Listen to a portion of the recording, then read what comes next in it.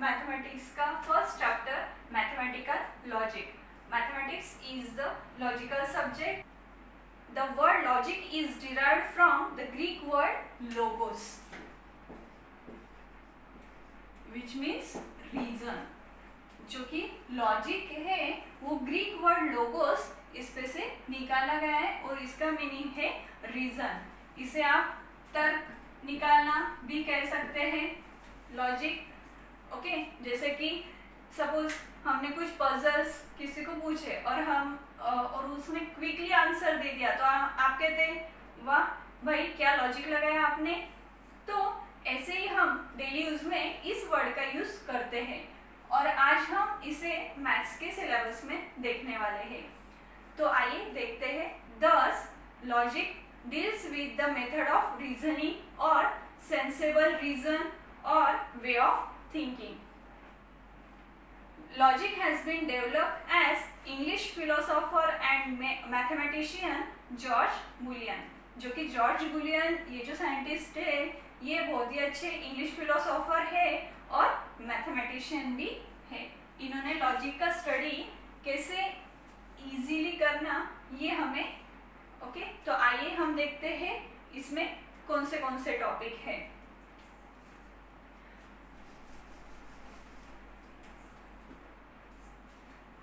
Mathematical logic ये आपको सीखते समय इसमें आपको इंग्लिश ग्रामर का भी यूज करना है. जैसे कि उसमें सेंटेंस कौन से होते हैं इंग्लिश ग्रामर के, क्योंकि इसमें आपको स्टेटमेंट का स्टडी करना है. स्टेटमेंट और स्टेटमेंट का स्टडी करते समय ये जो है स्टेटमेंट यानी कि क्या, एक डिक्लेरेटिव सेंटेंस. तो डिक्लेरेटिव सेंटेंस क्या होता है, और आपको दिया हुआ जो भी स्टेटमेंट यानी कि जो भी लाइन है वो स्टेटमेंट है या नहीं, कि वो सेंटेंस है तो कौन सा वाला सेंटेंस है ये आपको गेस करना है.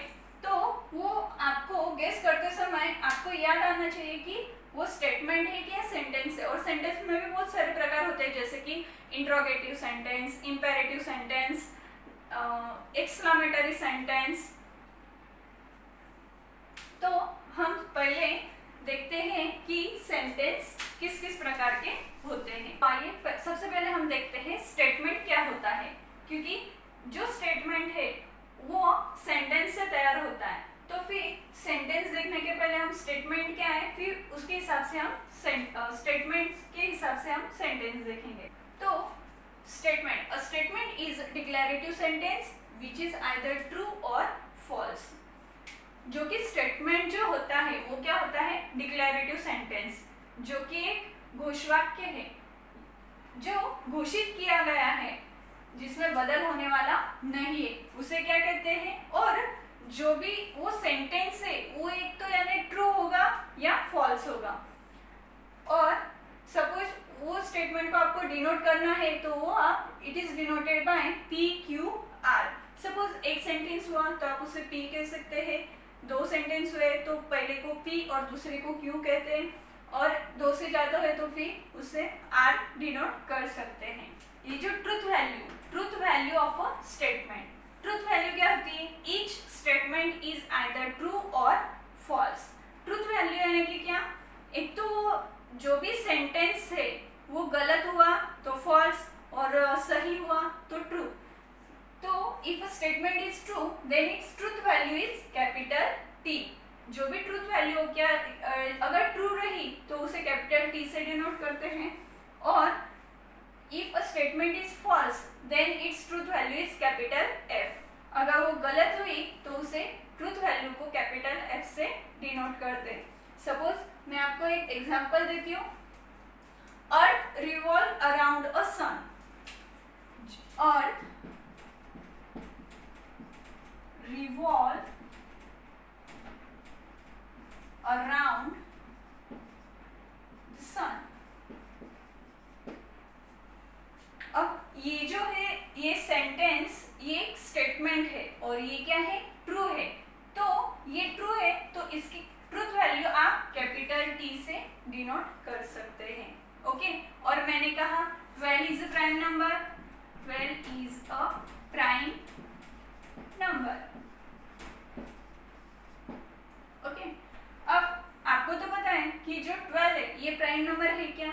नहीं है, ये स्टेटमेंट है, बट ये कैसा है? फॉल्स है, और इसकी ट्रूथ वैल्यू क्या होंगी? Capital F. तो देखिए, जो भी स्टेटमेंट है वो आपको सेंटेंस से द्वारा आप उसे गेस कर सकते हैं। तो फिर सेंटेंस के तो बहुत सारे प्रकार होते हैं, जैसे कि मैंने आपको पहले ही कहा था कि interrogative, imperative sentence, exclamatory sentence. तो वो होते क्या है, पहले हम वो देखते हैं। There are various type of sentences. Okay,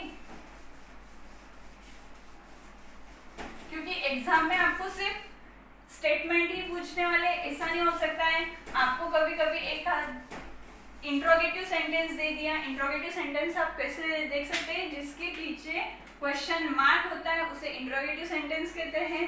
तो फिर सेंटेंस आपको पता होना चाहिए कि दिया हुआ सेंटेंस ये डिक्लेरेटिव हुआ तो ही वो स्टेटमेंट हो सकता है। अगर वो इंट्रोगेटिव, एक्सक्लेमेटरी ऐसा हुआ तो उसे स्टेटमेंट नहीं कहते हैं। तो आइए हम देखते हैं सेंटेंस। तो पहला सेंटेंस है declarative sentence.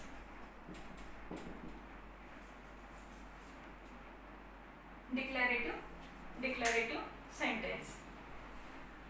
Declarative sentence. A sentence that makes an assertion is called as declarative sentence. इसका मैंने आपको पहले एग्जांपल दिया था कि अर्थ revolves around a sun.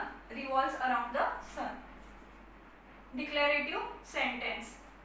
A sentence that makes an assertion is called as declarative sentence. इसका मैंने पहले आपको एक एग्जांपल दिया था कि earth revolve around the sun. Okay, next वाला है second imperative sentence.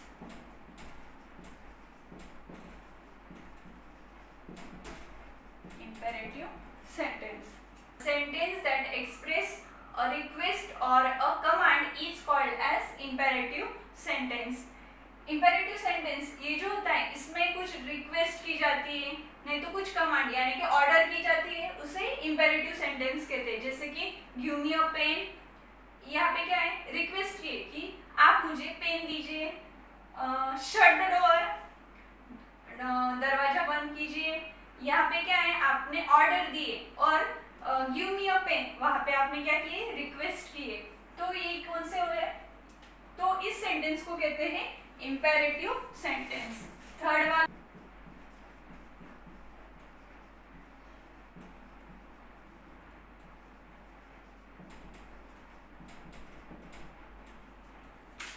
exclamatory sentence. A sentence that express some strong feelings is called as exclamatory sentence. ये जो सेंटेंस है इसमें आपको पहचानना बहुत ही आसान है। इसका जो साइन है वो होता है ऐसा। इस साइन में से आप जैसे कि उसे जान सकते हैं कि दिया हुआ जो भी सेंटेंस है वो क्या है? Exclamatory sentence. इसमें एक स्ट्रॉन्ग फीलिंग दबी हुई रहती है। जैसे कि आपके सामने अचानक आप मोटरसाइकिल पे जाते समय अचानक आपके सामने एक बहुत बड़ा ट्रक आ गया, तो आप ओ माय गॉड जोर से बोलते हैं। तो वहां पे क्या, जो एक अंदर से आवाज आती है उसे क्या कहते हैं? सम स्ट्रॉन्ग फीलिंग जो निकलती है वो होती है आपकी एक्सक्लेमेटरी सेंटेंस की। अगला है आपका interrogative sentence. Interrogative sentence, a sentence that asks some questions is called as interrogative sentence. ये जो सेंटेंस है इसमें आप जैसे कि जो क्वेश्चन पूछते हैं, what is your name, how many rupees in your purse, ये जो क्वेश्चन जो होते हैं उसे क्या कहते हैं? Interrogative sentence. ये आपके चार प्रकार के सेंटेंस होते हैं: डिक्लेरेटिव, इंपेरेटिव, एक्सक्लेमेटरी और इंट्रोगेटिव सेंटेंस। आपने पहले देखा स्टेटमेंट क्या होता है, बाद में देखे उसकी ट्रूथ वैल्यू जो कि दिया हुआ स्टेटमेंट ट्रू है या फॉल्स है, उस पे से आप उसकी ट्रूथ वैल्यू निकाल सकते हैं। और बाद में हमने स्टडी किया सेंटेंस क्या होते हैं।